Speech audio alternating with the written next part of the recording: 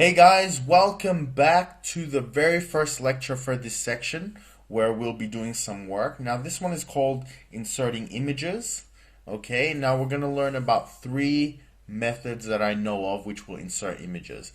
Now each one has its advantages, okay, depending on the situation. So what I've found is people insert images different ways, and eventually it becomes just a personal preference as to which one they select.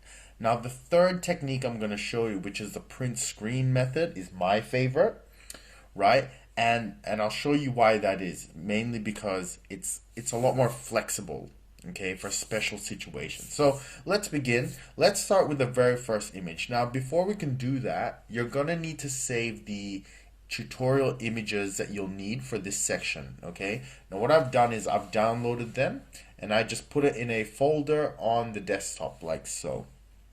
Let me just highlight it. All right, like so. And what I'm going to do is just open that up. All right, and here we are. So it should contain three images. The first one will be constellations, then Mr. Bean, then spot the difference. Okay, so what we're going to do is insert these images into our Excel workbook. Okay, so the first method is you want to go insert, and you're basically just inserting the image using the function in Excel. So insert illustrations picture. All right. Now what that's going to do is it's going to bring you to the insert picture window. It looks very similar to the open window and the save as window that you've seen before. Okay, so what we're going to do is we're going to go to the desktop. All right. Then we're going to go into tutorial images, which is the folder we created on the desktop. Let's open that up. All right, and let's add the very first one, constellations. Now that you found it, you just want to press insert like so. And there you have it. There's your first images. So this is a great one for beginners because it keeps it so simple, right? And it's carefree and you're not going to have to really worry about too much. Now the second example of how to insert it is mainly used when you seem to have issues with the file type.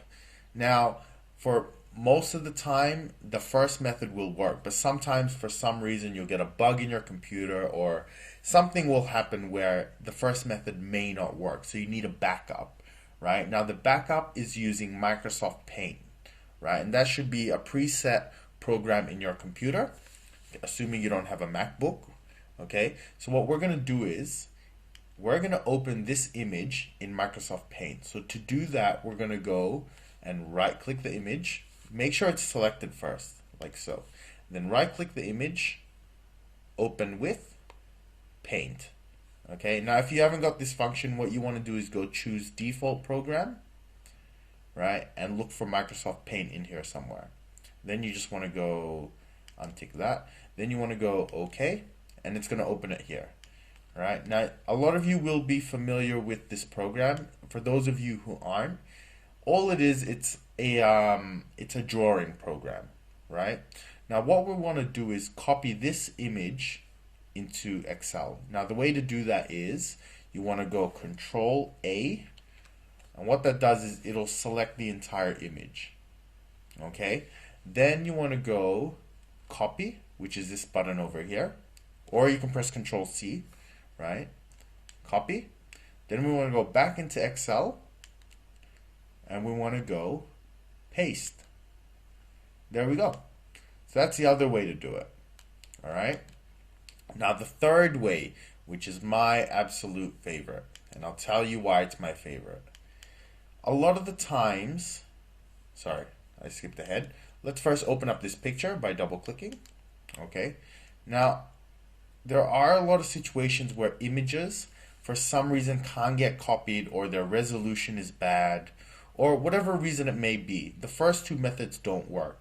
And so you can't actually copy. You can't right click copy. You can't insert the image. Okay, so this method works great. And what it does is it takes a photograph of your screen. Then it stores it in your computer. And then when you press paste, you can just paste it.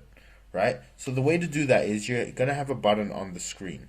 Sorry, not on the screen. A button on your keyboard called print screen. And I'll throw the keyboard shortcut up, right? What you want to do is you want to use that shortcut. For the most part, on a standard keyboard, it'll be in the top right corner. And you want to go and press print screen.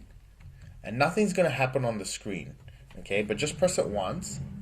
Then what you want to do is go to Excel, like so, and you want to go paste.